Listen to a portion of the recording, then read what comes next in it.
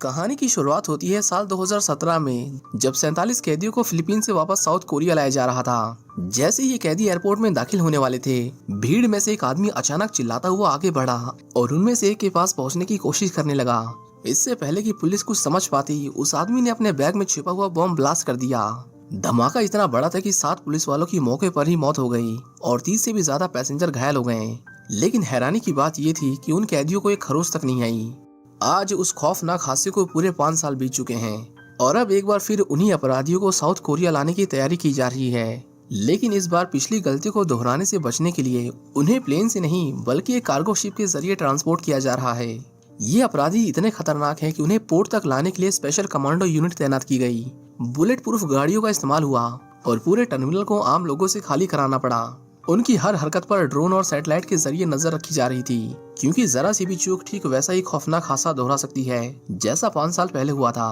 Checking के दौरान officer ली Seok वू एक टैटू वाले क्रिमिनल को बहुत मारता है। दरअसल इन दोनों के बीच बहुत पहले से दुश्मनी चल रही थी और सियोक जब भी गुस्से में होता, अपना गुस्सा इसी कैदी पर निकालता था। पार्क जोंग भी कोई मामूली अपराधी नहीं था। इस आदमी ने मल्टीपल मर्डर और एक लड़की के साथ रेप किया था, जिसकी सजा उसे कोरिया में मिलेगी। हम यहाँ एक और कैदी को देखते हैं जो दिखने में बहुत स्वीट और भोला भाला सा लग रहा होगा, पर आप मानेंगे नहीं कि असल में यही इन सब में सबसे खतरनाक आदमी है। इसी दौरान एक डॉक्टर अपनी नर्स के साथ पोर्ट पर पहुंचता है, जो इन्हीं कैदियों के साथ कोरिया जाएगा। वहीं दूसरी ओर वुंग, जो इस पूरे ऑपरेशन का हेड था, कार्गो नेविगेशन हेडक्वार्टर जाता है और उसके लोग वहां बैठे एम्प्लॉयज को हटाकर खुद पूरे सिस्टम पर कब्जा कर लेते हैं। इसी दौरान सभी कैदियों को शिप में बैठा दिया जाता है। सियोक वार्निंग देते हुए कहता है कि अब हम इंटरनेशनल सी में हैं, यहाँ से भागने की कोशिश मत करना, क्योंकि अगर पकड़े गए तो शूट एंड साइट का ऑर्डर है। जहाँ एक तरफ सभी ऑफिसर अपनी अपनी पोजीशन संभाल लेते हैं, वहीं दूसरी तरफ हम देखते हैं कि वही डॉक्टर चुपके से कुछ सिरिंज अपने बैग में भर रहा है। इसके बाद वो चुपचाप बेसमेंट की ओर बढ़ने लगता है।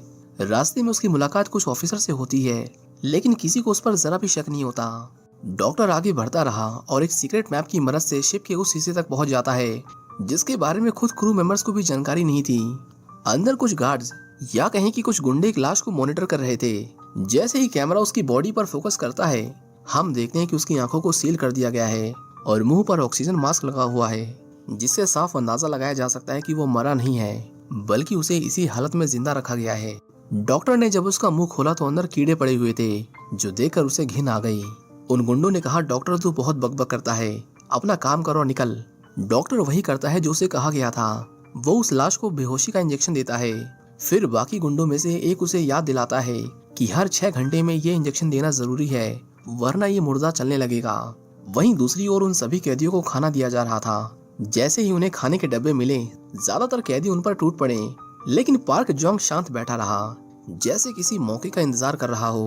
तभी हम देखते हैं कि उसके मुंह के अंदर एक छोटा सा मेटल का टुकड़ा छुपा हुआ है, जिसे उसने ना जाने कब से वहाँ छुपा रखा था। कुछ देर बाद जब पुलिस वाले थोड़ी देर के लिए अपनी जगह से हटे, तो पार्क ने मौका देकर उस मेटल के टुकड़े को बाहर निकाला और धीरे धीरे उसे अपनी हथकड़ियां खोलने लगा। पास बैठा एक और कैदी उसे करते हुए देख लेता है, जिससे उसमें भी उम्मीद जागी कि वो यहाँ से भाग सकते हैं। इसी बीच हम शिप पर कुछ लोगों को देखते हैं, जिन्हें किचन में काम करने के लिए रखा गया था। उनमें से एक आदमी कैदियों के लॉक को तोड़ देता है और फिर वो अपने साथियों के साथ एक रूम में जाता है, जहाँ ढेर सारे वेपन्स रखे हुए थे। जो भी हथियार उनके हाथ लगा, उन्होंने उठाया और चुपचाप आगे बढ़ने लगे। लेकिन जैसे ही वो गैलरी से गुजर रहे थे, उनमें से एक का सूटकेस गलती से एक मेटल पाइप से टकरा गया, जिससे तेज आवाज हुई और पास में तैनात पुलिस वाले अलर्ट हो गए। उनके लीडर ने तुरंत झूठ बोलकर हालात को संभालने की कोशिश की, लेकिन तभी एक पुलिस वाले की नजर उनके हाथ में छिपी हुई बंदूक पर पड़ी। इससे पहले कि वो कुछ समझ पाते, उन्होंने अचानक हमला कर दिया और उन सभी पुलिस वालों को बेरहमी से मार डाला। सारे सबूत मिटाने के लिए उन्होंने पुलिस वालों की लाशों को फ्रीजर में छुपा दिया और फिर आगे बढ़ गए। इसके बाद वो सीधे कॉकपिट में पहुंचे और वहां मौजूद सभी क्रू मेंबर्स को मार डाला। अब सिर्फ 2 लोग जिंदा बचे थे जो शिप को चला सकते थे। इन लोगों ने शिप का सारा कम्युनिकेशन काट दिया, टेलीफोन लाइनों को तोड़ा गया, सभी डिवाइसेस को डिस्ट्रॉय कर दिया गया ताकि किसी भी कंट्री से कांटेक्ट ना हो सके। एक आदमी शिप के ऊपर चढ़ा और मेन लाइन काट दी, जिससे कोरिया में उस शिप की लाइव लोकेशन पूरी तरह से बंद हो गई। वहीं शिप के अंदर ऑफिसर हैना ने देखा कि उसके वॉकी टॉकी में सिग्नल नहीं आ रहा था। उसने अपनी टीम से कांटेक्ट करने की कई कोशिशें की, लेकिन जब किसी तरफ से जवाब नहीं आया तो वो खुद ऊपर जाकर पता लगाने की कोशिश करने लगी कि आखिर चल क्या रहा है। दूसरी तरफ पार्क जोंग के साथ मौजूद एक और कैदी हथकड़ी खोलने में लगा हुआ था, लेकिन उसी दौरान गलती से उसका हाथ एक मेटल पाइप से टकरा गया, जिससे आवाज हो गई आवाज सुनकर एक पुलिस वाला वहां आया। उसने जब देखा कि कैदी ने लॉक तोड़ दिया है तो वो तुरंत एक्टिव हो गया, लेकिन तभी पार्क ने पीछे से उस पर हमला कर दिया। उसने उसे बुरी तरह पीटा और फिर उसका सर फोड़कर उसकी जान ले ली। पार्क के बाकी साथी भी ऑफिसरों को मारते काटते हुए सेल तक पहुंचते हैं और इस बीच उन्होंने इतना खून खराबा किया था जिसकी कोई हद नहीं थी। और अभी ये तो बस शुरुआत थी। आगे आगे देखिए, इस फिल्म में इतना खून खराबा है कि आप भी सोचने पर मजबूर हो जाएंगे कि भला कोई ऐसी फिल्म बना कैसे सकता है। पार्क जोंग अपने लोगों को सभी को मारने के ऑर्डर्स देता है। इसके बाद उसने उस ऑफिसर के दिल में चाकू घोंपकर उसे तड़प तड़प कर मरते हुए देखा, लेकिन वो यहीं नहीं रुका। फिर उसने अपनी पैंट उतारी और उसकी लाश पर पेशाब किया ताकि उसके दिल को सुकून मिले। इसी बीच ऑफिसर हैना सियो को ढूंढते हुए डेक पर आती है। जैसे ही उसने डॉक्टर को ऊपर आते देखा, उसने तुरंत पूछा कि वो नीचे क्या करने गया था। डॉक्टर थोड़ा घबरा गया और मन ही मन कोई जवाब सोचने लगा, लेकिन तभी सियोक वहां पहुंच जाता है, जिससे डॉक्टर बच गया। उसी समय ऑफिसर ने देखा कि एक आदमी शिप के ऊपर चढ़ रहा था और उसके हाथ में कुल्हाड़ी थी। वो समझ गए कि कुछ तो गड़बड़ है, इसलिए वो फटाफट कैबिन की ओर भागे। पार्क जोंग के साथी सभी कैदियों को आजाद कर देते हैं, लेकिन अब वहाँ सिर्फ पार्क ही चलने वाली थी। तभी उनमें से एक कैदी ज्यादा चालाक बनने की कोशिश करता है। वो कहता है कि वो पुलिस वाली लड़कियां कहाँ हैं, मुझे उनके साथ मजे करने हैं। लेकिन इतना सुनते ही पार्क ने उसे गोली मार दी और कहा वो मेरी है। थोड़ी देर बाद वो उस मासूम से दिखने वाले लड़के को भी आजाद कर देते हैं। उसका नाम ली था। पार्क जोंग उसे पिछले 10 सालों से जानता है। उसने कहा 10 साल हो गए, लेकिन तेरा चेहरा बिल्कुल नहीं बदला। फिर पार्क बाकी सबको बताता है कि इसकी शक्ल पर मत जाना। अगर तुम्हें लगता है कि मैं बुरा हूँ तो उसके किए हुए कारनामे सुनकर तो तुम सब डर के मारे यहाँ से भाग जाओगे। ली कोरिया जाना चाहता था, लेकिन पार्क ने कहा कि अब ये शिप कहीं नहीं जाएगा, हम सब अब यहीं रहेंगे। इन सब बातों से बेखबर सियोक जब अपने साथियों के साथ कॉकपिट तक पहुंचा तो उसने देखा कि वहाँ पूरे क्रू की लाशें पड़ी थीं। इससे पहले कि वो कुछ समझ पाते, कॉकपिट में छुपे लोगों ने उन पर गोलियों की बौछार कर दी। इस हमले में कुछ लोग मारे गए, लेकिन सियोक, हैना और कुछ दूसरे ऑफिसर किसी तरह बच गए। फिर एक हमलावर ने क्रू मेंबर के सर पर बंदूक रख दी और उन्हें ब्लैकमेल करने लगा। उसकी चाल काम कर ही रही थी कि तभी हैना ने बड़ी होशियारी से उसे डिसआर्म कर दिया और मौका मिलते ही सियोक ने उसे गोली मार दी। पायलट काफी डरा हुआ था, लेकिन उसने बताया कि इंजन रूम में एक सैटेलाइट फोन है जिससे कोरिया में संपर्क किया जा सकता है। इधर गोलियों की आवाज सुनकर डॉक्टर घबरा गया। उसने नर्स से पूछा क्या तुम्हें भी बाहर से गोली चलने की आवाज आई, लेकिन नर्स उस समय नशे में थी और उसे लगा कि डॉक्टर मजाक कर रहा है। वो बोली मैं जाकर देख कर आती हूँ, पर डॉक्टर ने उसे तुरंत रोक लिया और दरवाजा लॉक कर दिया। पुलिस को लग रहा था कि क्रिमिनल्स उनके लिए खतरा हैं और उन क्रिमिनल्स को लग रहा था कि पुलिस वाले उनकी जान के दुश्मन हैं, लेकिन उन्हें अंदाजा भी नहीं था कि असली खतरा तो नीचे उनका इंतजार कर रहा था। हम देखते हैं कि टाइम पर बेहोशी की दवा ना मिलने से वो डेड बॉडी फिर से जिंदा हो जाती है और अब आगे जो होगा वो देखकर सबकी रूह कांप जाएगी। इसी बीच पार्क अपने लोगों के साथ इंजन रूम की ओर जाता है। रास्ते में उन्हें कुछ वर्कर्स मिलते हैं जिन्हें मारने में वो जरा भी देर नहीं करते। उन्होंने इंजन रूम में घुसकर बचे कुछ लोगों को भी मार दिया और वो सैटेलाइट फोन, उसके तो उन्होंने परखच्चे उड़ा दिए। अब कोई तरीका नहीं था कि ये शिप किसी से कांटेक्ट कर सके। चीफ इंजीनियर ने कहा कि ये शिप उसके बिना नहीं चल सकती। ये सुनकर सभी कैदी हंस पड़े, क्योंकि उनका इरादा तो शिप चलाने का था ही नहीं। उन्होंने उसका मजाक उड़ाते हुए कहा कि तेरे साथियों ने भी मरने से पहले हमें यही बोला था। पार्क उसे मारने के लिए आगे बढ़ा ही था कि तभी ली उसे रोक लेता है और कहता है कि बस अब बहुत हुआ। उन दोनों में बस लड़ाई होने ही वाली थी कि तभी सियोक अपनी बची हुई टीम के साथ उन्हें धर लेता है। इंजीनियर ने कहा कि यहाँ गोली मत चलाना, पर ये लोग कहाँ किसी की सुनने वाले थे। पार्क जोंग चाहता था कि वो सियोक को अपने हाथों से तड़पा तड़पा कर मारे, पर निहत्था होने के बाद भी सियोक की आंखों में उसका कोई डर नहीं था। दोनों गुटों के बीच बहुत भयानक लड़ाई शुरू हो जाती है। कोई किसी का गला काट रहा था तो कोई किसी का सर फोड़ रहा था। उसी दौरान एक आदमी वहाँ से भागने की कोशिश करता है, पर तभी वो डेड बॉडी अचानक उसके सामने आ खड़ी हुई। अल्फा ने उसे इतनी जोर की लात मारी कि उसके शरीर के अंग टूटकर चूर चूर हो गए। सब अपनी आपस की लड़ाई भूलकर बस उस मॉन्स्टर को ही देख रहे थे। अल्फा उन सभी को एक एक करके स्कैन करता है और फिर चाकू उठाकर उन्हें इस तरह काटता है जैसे कि कोई कसाई हो। ऐसा लग रहा था कि उसे प्रोग्राम ही किया गया था कत्लेआम के लिए, बस उसे ये बताना भूल गए कि किसकी जान बख्शनी है। अल्फा ने एक का सर पकड़ा और उसमें इतनी जोर से अपनी उंगलियां धंसाई कि उसका सिर पिचक गया। सब उसे देखकर थर थर कांप रहे थे, लेकिन तभी हम ली को देखते हैं, जिसकी आंखों में उसका जरा भी डर नहीं था। सियोक ने जब उस पर हमला करना चाहा तो प्रोजेक्ट अल्फा ने उसे भी बहुत मारा। पार्क ने उस पर एक के बाद एक कई गोलियां चलाई, पर उसे खरोच भी नहीं आई। उल्टा उसके घाव बहुत जल्दी भर रहे थे, जिससे उसे मारना और भी मुश्किल हो रहा था। बाकी लोग बचकर भाग गए, लेकिन अल्फा ने पार्क का पीछा किया। अब दोनों आमने सामने खड़े थे, लेकिन साइको पार्क जोंग अभी नहीं समझ पाया था कि उसे हराना उसके बस की बात नहीं थी। अल्फा ने एक हथौड़े से उसके हाथ तोड़ दिए और फिर उसी हथौड़े से उसे पीट पीट कर उसके सर का कचूमर बना दिया। जब कहानी शुरू हुई थी तो आपने भी नहीं सोचा होगा कि कहानी का मेन विलन जो इतना खतरनाक था वो ऐसी मौत मरेगा, लेकिन अभी तो ये बस शुरुआत है। आगे जो होने वाला है उसके सामने तो ये कुछ नहीं था। शिप को चलाने वाला कोई नहीं था, इसलिए जल्दी वहाँ वार्निंग के सायरन बजने लगते हैं। इससे पहले सियो कुछ समझ पाता, अल्फा ने उसे पकड़ लिया। उसकी जान बच जाने ही वाली थी कि तभी ली बीच में कूद पड़ा और उसकी जान बचा ली। उसकी बॉडी में इतना वजन था कि उसे हिला पाना भी किसी आम इंसान के लिए नामुमकिन था। किसी तरह जान बचा के भागते हुए ली ने एक मोटा लोहे का गेट बंद करना चाहा, पर अल्फा उसे अपनी पूरी ताकत से रोकने की कोशिश करता है। इससे पहले वो दरवाजा तोड़ देता, उन्होंने हिम्मत करके उसे जोर से लात मारी और इसी बीच दरवाजा बंद हो गया। वहीं वोंग एक सैटेलाइट की मदद से उस शिप को ट्रैक कर लेता है। तस्वीरें देखकर वो तुरंत समझ गया कि कुछ तो गड़बड़ है। जरूर उन कैदियों ने उस शिप पर कब्जा कर लिया होगा। वो बार बार एक आदमी की कॉल को टालने की कोशिश कर रहा था, लेकिन हालात ऐसे हो गए कि आखिरकार उसे फोन उठाना ही पड़ा। कॉल पर उसका बॉस गुस्से में कहता है कि उस शिप पर जाओ और अल्फा को लेकर आओ। वोंग उसे समझाने की कोशिश करता है कि ये बहुत रिस्की है, लेकिन उसकी ये बात सुनकर बॉस और भी ज्यादा गुस्सा हो गया। इसी बीच हम उसकी चेस्ट पर एक टैटू देखते हैं। ऐसा सेम टैटू अल्फा की बॉडी पर भी था। इसका मतलब अल्फा अकेला नहीं था जिसके अंदर सुपर ह्यूमन पावर्स थी। फोन करते ही वोंग बिजली के खंभे पर एक जोर से मुक्का मारता है, जिससे हमें समझ आ जाता है कि वोंग भी एक सुपर ह्यूमन था। वहीं दूसरी तरफ शिप का कैप्टन सबको छोड़कर भागने की कोशिश कर रहा था, लेकिन जब वो बोट को नीचे उतार रहा था तभी वहाँ अल्फा आ गया। उन दोनों को बेरहमी से मारने के बाद उसने रेस्क्यू बोट के टुकड़े कर दिए ताकि इस शिप से कोई भाग न सके। पास ही में मौजूद नर्स को अपने कैबिन के बाहर कुछ जोर जोर से पटकने की आवाजें सुनाई दी। वो थोड़ी घबराई हुई थी, लेकिन डॉक्टर के मना करने के बावजूद वो धीरे धीरे गेट की तरफ बढ़ने लगी। जैसे ही उसने बाहर झांका, अल्फा ने उसकी गर्दन पकड़ ली और इतनी जोर से दबाया कि उसके गले की नसें फट गईं।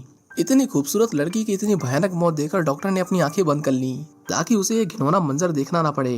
ज्यादा देर रुकता तो उसका भी यही हाल होता, इसीलिए वो अपनी पूरी जी जान लगाकर भागा और आखिर में ऑफिसर सियोक और ली से मिला, जो उसी को ढूंढते हुए शिप में भटक रहे थे। सियोक ने डॉक्टर से पूछा, तुम उसके बारे में क्या जानते हो? जिसके जवाब में डॉक्टर ने उसे सब कुछ सच सच बता दिया। दरअसल प्रोजेक्ट अल्फा एक गैर कानूनी एक्सपेरिमेंट था जिसे इयोन जेनेटिक्स नाम की फार्मा कंपनी चला रही थी। ये कंपनी शुरुआत में इंसान को 10 साल तक जवान बनाए रखने वाली विटामिन बनाती थी, लेकिन इसकी आड़ में वो सुपर ह्यूमन वेपन्स तैयार कर रहे थे। उन्हें बहुत चोट आई थी, पर डॉक्टर ने बताया कि वो अपनी फर्स्ट एड किट बेसमेंट में ही छोड़ आया है। सीओ कहता है कि तुम लोग नीचे जाओ, मैं देख कर आता हूँ कि कोई जिंदा बचा है कि नहीं। इसी बीच हम उन फीमेल प्रिजनर्स को देखते हैं जिन्होंने बड़ी चालाकी से अपने ऊपर नजर रखने वाली ऑफिसर को बंदी बना लिया था।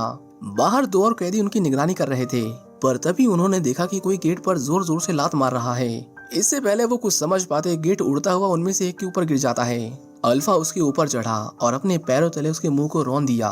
वो ऑफिसर जिसे उन लोगों ने बांध दिया था, अल्फा ने उसे भी चाकू से गोद गोद कर मार डाला। बचे हुए लोग भागने की कोशिश कर रहे थे और जो नहीं भाग पाया उसे अल्फा की दरिंदगी का सामना करना पड़ा। इसी बीच डॉक्टर उन लोगों के साथ बेसमेंट में पहुंच गया। ली ने देखा वहां उन गार्ड्स की लाशें पड़ी हुई थी जो अल्फा की निगरानी कर रहे थे। चारों तरफ खून के छींटे और बिखरी हुई लाशों के टुकड़े देखकर ली समझ गया कि यहाँ क्या हुआ होगा। डॉक्टर ने देखा कि उसकी फर्स्ट एड किट वैसी की वैसी पड़ी हुई थी, जिसके बाद उसने फटाफट उस बूढ़े कैदी के पैर में टांके लगाए। ली को भी बहुत चोट आई थी, लेकिन पता नहीं कि वो अपने घाव को छुपा रहा था। इसी बीच हैना को एक क्लासिफाइड फाइल मिलती है जिसमें 1943 के सोल्जर्स के बारे में लिखा हुआ था। कुछ पन्ने पलटते ही उसे एक तस्वीर मिलती है और हैना तुरंत पहचान जाती है कि ये वही आदमी है जो शिप में सभी को मार रहा है। पता चलता है कि वो 1911 में पैदा हुआ था, यानी ये आदमी पिछले 110 साल से जिंदा है। आगे ये भी लिखा हुआ था कि उसे 1943 में जापानी लोगों के साथ वर्ल्ड वॉर 2 लड़ने के लिए मजबूर किया गया, जहां उसने अपना एक हाथ गंवा दिया। और जब वो जापानियों के किसी काम का नहीं रहा तो उन्होंने उसे बंदी बना लिया और उस पर अजीबोगरीब एक्सपेरिमेंट किए। डॉक्टर ने जब आगे पढ़ना शुरू किया तो पता चला कि इस एक्सपेरिमेंट से सब्जेक्ट वायलेंट और डेंजरस हो जाते थे और उनकी ताकत भी आम इंसान से 5 गुना होती थी। जापान वाले इन सोल्जर्स को वॉर में इस्तेमाल करना चाहते थे, पर उनसे कुछ गड़बड़ हो गई। इसके बाद हमें 1943 का एक फ्लैशबैक दिखाया जाता है। इस समय जापान एक छोटा सा देश था, पर उसके अंदर ताकत की भूख थी और उसका सपना था कि वो एशिया के ज्यादातर देशों पर राज करे, जिसके लिए उन्होंने सारे हथकंडे अपना डाले। हम अल्फा को देखते हैं जिसकी बॉडी को काट काट कर पता नहीं डॉक्टर्स ने उसकी क्या हालत कर दी थी। ऑपरेशन पूरा होते ही जापानीज कमांडर और उसकी बटालियन ने उनके काम की सराहना करते हुए तालियां बजाईं, पर उन तालियों से होने वाले शोर से अल्फा की हार्ट बीट तेज हो गई। इससे पहले कि वो उसे कंट्रोल कर पाते, अल्फा जाग गया और एक एक करके वहां मौजूद सभी लोगों को मारने लगा। सोल्जर्स ने उस पर गोलियां चलाईं, पर उन्हें जल्दी समझ आ गया कि ये इंसान नहीं हो सकता। उन्होंने एक मॉन्स्टर बना दिया है। एक डॉक्टर ने उसे अंदर लॉक कर दिया। उसे लगा कि वो बच गया, पर अल्फा ने बिना आंखों के भी सीधा उसके सर के बीचों बीच गोली मारी, जिससे वो वहीं ढेर हो गया। इसके बाद वो शिप में कैसे आया, वो अपने आप में एक मिस्ट्री थी। वहीं दूसरी ओर सियोक फीमेल प्रिजनर के सेल में पहुंचता है, पर वहां भी उसे सिर्फ लाशें ही मिलती हैं। एक को तो ऐसे ही मारा गया था कि वो ना बेचारी भाग सकती थी ना अपना बचाव कर सकती थी। इसी बीच बचे हुए लोग जान बचाते हुए एक लिफ्ट में आते हैं। लिफ्ट नीचे जा ही रही थी कि तभी अल्फा उस पर कूदकर उसकी केबल तोड़ देता है, जिससे लिफ्ट बीच में ही फंस जाती है। इसके बाद उसने लोहे की चादर को ऐसे फाड़ दिया जैसे कि वो कोई कागज हो। उसने एक को पकड़ लिया और उसे ऊपर खींचकर उसे नोचने लगा। सियोग ने पहुंचने में देर कर दी थी। उसने सबसे पहले उस फीमेल प्रिजनर की लिफ्ट से निकलने में मदद की, लेकिन उस दूसरे कैदी की जान बचाना इतना आसान नहीं था। वो कैदी भी ये बात समझ गया था, इसलिए उसने उन दोनों को बचाने के लिए अल्फा को रोके रखा। जल्दी लिफ्ट टूट गई और वो दोनों सीधा कई फीट नीचे जा गिरे। धमाका इतना तेज था कि आवाज बेसमेंट तक सुनाई दी। लेकिन जब सियोक ने नीचे झांका तो पाया कि वो अभी तक जिंदा था। वहीं वुंग अपने लोगों के साथ शिप पर पहुंच गया। उसके लोग लैंड करने से पहले खुद में सुपर सोल्जर सीरम इंजेक्ट कर लेते हैं, जिससे उन्हें कुछ देर के लिए सुपर ह्यूमन पावर्स मिल गई। इसी बीच सियोक अल्फा से जान बचाते हुए किचन में आ जाता है। उसने अंदर से दरवाजा बंद कर दिया और उस कैदी को कहा कि वो फ्रीजर में छुप जाए। कुछ देर बाद अल्फा दरवाजा तोड़ते हुए अंदर घुसा। सियोक ने उस पर कई गोलियां चलाई, पर सब की सब बेकार चली गईं। अल्फा ने उसे उठाकर पूरे किचन भर में पटका, जिससे उसकी हालत खराब हो गई। पर फिर भी सियोक ने हार नहीं मानी। उसने अल्फा के हाथ में चाकू दे मारा और जब उससे भी बात नहीं बनी तो उसने उसे अपने दांतों से काटना शुरू कर दिया। अल्फा उसे मारता रहा, लेकिन जब तक सियोक ने उसके हाथ को काटकर अलग नहीं कर दिया, उसने उसे छोड़ा नहीं। उसकी आंखों में मौत का कोई डर नहीं था, लेकिन आखिर में अल्फा ने उसे जोर से लात मारकर उसकी गर्दन तोड़ दी, जिससे उसकी मौत हो गई। वहीं वो फीमेल प्रिजनर फ्रिज के अंदर से आवाज कर देती है, जो अल्फा सुन लेता है। उसे समझ नहीं आ रहा था कि वो क्या करे, इसलिए वो उन्हीं लाशों के बीच मरे होने का नाटक करने लगी। अल्फा जब गेट तोड़कर अंदर आया तो उसे कुछ दिखाई नहीं दिया, क्योंकि वो शरीर की गर्मी से अपने शिकार को ढूंढता था। यहाँ तक कि वो इतने करीब आ गया था कि उसकी सांसें अल्फा के चेहरे को छू रही थी, पर अंदर इतनी ठंड थी कि अल्फा कुछ महसूस नहीं कर सकता था। इसी बीच अल्फा को हेलीकॉप्टर की आवाज आई, जिससे उसका ध्यान भटक गया और वो वहाँ से चला गया। वुंग जैसे ही शिप में आया, उसने देखा कि चारों ओर लाशें पड़ी हुई थी। सोल्जर्स ने एक एक कोने में तलाशी की, पर उन्हें कुछ नहीं मिला। इससे पहले कि वो आगे बढ़ते, वो फीमेल प्रिजनर मदद की उम्मीद में भागते हुए उनके पास आ पहुंची। उसने कहा, जल्दी यहाँ से चलो, नहीं तो वो आ जाएगा। पर वुंग ने उसे वहीं गोली मार दी। उनकी आवाज सुनकर हैना और डॉक्टर उन तक पहुंच गए, पर जब उन्होंने सामने लाश पड़ी देखी तो वो समझ गए कि ये उन्हें बचाने नहीं आए। हैना ने तुरंत उन्हें सरेंडर करने को कहा, लेकिन वुंग ने उसे भी मार दिया।